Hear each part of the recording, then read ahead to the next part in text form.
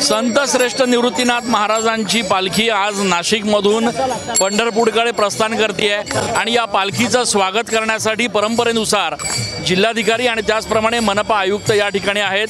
Madam, पालखीचं स्वागत महापालिकेकडून आपण केलेलं आहे, ही परंपरा आहे आपली की आलेल्या पालखीचं निवृत्तीनाथ महाराजांचं आपण स्वागत करतो। कसं वातावरण बघायला मिळतंय नाशिकमध्ये? खूप सुंदर, खूप चांगला इथे वाटतोय येऊन। आम्हाला ही संधी पण मिळाली, ही पण माझ्या सौभाग्याची एक गोष्ट आहे।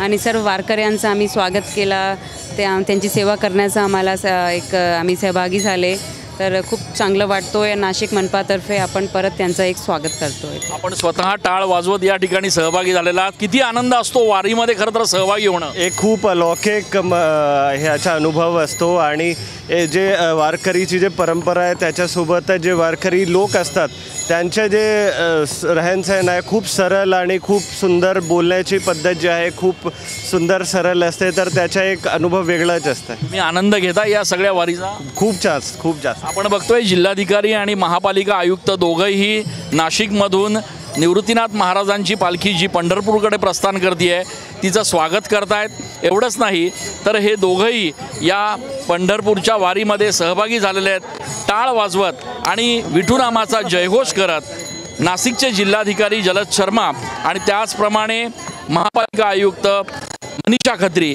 या ठिकाणी या एकूणच वारीमध्ये सहभागी झाल्याचं बघायला मिळत आहे। कॅमेरा पर्सन आकाश शिवलेसह मी चंदन जिल्हाधिकारी TV9 मराठी।